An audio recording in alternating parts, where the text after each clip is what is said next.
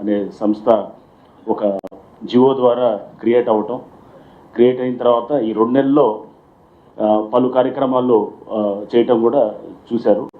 So మనం నేను first మనందరికి కొన్ని బేసిక్స్ అంటే దీని ఉపోద్ఘాతంలో భాగంగా రాజ్యాంగంలో ఆర్టికల్ 21 అని ఉంటుంది, రైట్ టు లైఫ్, అంటే జీవించేదానికి హక్కు, అది ప్రాథమిక హక్కు అనమాట. దాంట్లో రైట్ టు క్లీన్ ఎన్వైరన్మెంట్ అంటే ఒక పరిశుభ్రమైనటువంటి ఎన్వైరన్మెంట్ అనేది అది ఒక రైట్గా సుప్రీంకోర్టు పలు జడ్జిమెంట్స్లో పలు సందర్భాల్లో కూడా దాన్ని గుర్తించడం కూడా జరిగింది. సో దాంట్లో ఎటువంటి రెండవ ఆలోచన ఉండకూడదు. రైట్ టు లైఫ్ అంటే నువ్వు జీవించడానికి కావాల్సింది ఒక మంచి ఎన్వైరన్మెంట్ అనేది, క్లీన్ ఎన్వైరన్మెంట్ అనేది దాంట్లో.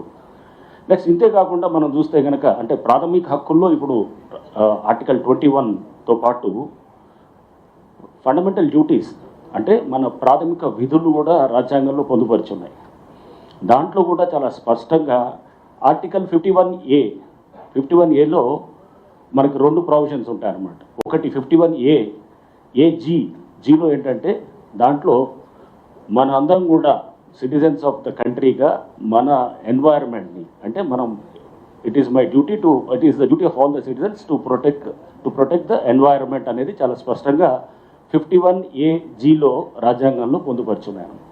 నెక్స్ట్ అట్లనే 51AI దాంట్లో కూడా చాలా స్పష్టంగా రాజ్యాంగంలో మన పబ్లిక్ ప్రాపర్టీస్ అంటే ఏదైతే ప్రజల ఆస్తులు ఉన్నాయో ఆ ప్రజల ఆస్తులన్నింటినీ కూడా మనం కాపాడాల్సిన బాధ్యత మన సిటిజన్స్ అందరి మీద ఉన్నాయని కూడా చాలా స్పష్టంగా రాజ్యాంగంలో కూడా చెప్పడం జరిగింది. సో ఈ అన్నింటిలో కూడా ఈ క్రమంలో మీ అందరికీ తెలుసు హైడ్రా అనేది ఇది దీని యొక్క ఫంక్షన్స్లో ప్రధానంగా డిజాస్టర్ మేనేజ్మెంట్ ఒకటి ఉంటుంది, రెండోది అసెట్ ప్రొటెక్షన్ ఉంటుంది. డిజాస్టర్ మేనేజ్మెంట్, అసెట్ ప్రొటెక్షన్ రెండు కూడా దాన్ని వేరువేరుగా చూడాల్సిన అంశాలు కాదు, రెండు కూడా ఇంటర్లింక్డ్ కాన్సెప్ట్సే.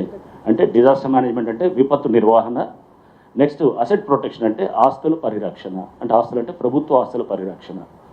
సో ప్రభుత్వ ఆస్తుల పరిరక్షణ అంటే కనుక మనందరిది అనమాట. ఒక చెరువు, ఒక నాలా, లేకపోతే ఒక పబ్లిక్ ల్యాండ్, అది గవర్నమెంట్ ల్యాండ్, ఆర్ ఒక పార్కు, ఆర్ లేఅవుట్లో ఓపెన్ స్పేసెస్ ఉంటాయి. ఆ లేఅవుట్లో ఓపెన్ స్పేస్ ఒక లైబ్రరీ కోసం, లేదా ఒక జిమ్ కోసం, లేదా ఒక క్లబ్ హౌస్ కోసం కేటాయించిన దాన్ని అసోసియేషన్ వాళ్ళు ఎవరో దాన్ని అమ్మటం చేస్తే కనుక దాన్ని కూడా పరిరక్షించే బాధ్యత కూడా హైడ్రాకి చాలా స్పష్టంగా ఇవ్వటం జరిగిందన్నమాట.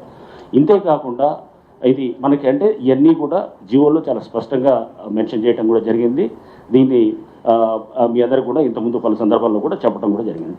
అయితే ఈ మధ్య అంటే మనం ఎందుకంటే ఈ సోషల్ మీడియాలో అంటే మెయిన్ స్ట్రీమ్ మీడియా ఎప్పుడు కూడా వాళ్ళ నుంచి పెద్ద సమస్య ఏమీ అనిపించలేదు కానీ బట్ సోషల్ మీడియాలో చాలా సందర్భాల్లో కూడా హైడ్రా పైన తీవ్ర వ్యతిరేకత, లేకపోతే హైడ్రా యొక్క దీన్ని అంటే చాలామంది హైడ్రా బాధితులు ఉన్నారు అని చెప్పేసి కూడా ఈ విధంగా కూడా మనం చూస్తూ ఉన్నాం అన్నమాట.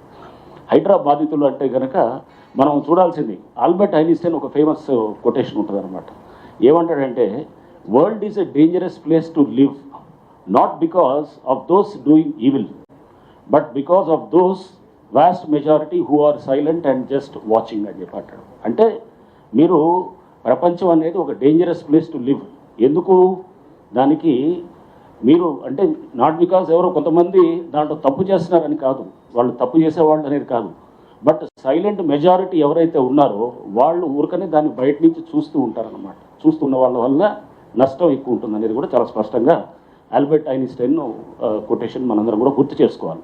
రైట్, ఇప్పుడు దీంట్లో ఈ వ్యతిరేకత దీని గురించి మనం మాట్లాడుతున్నప్పుడు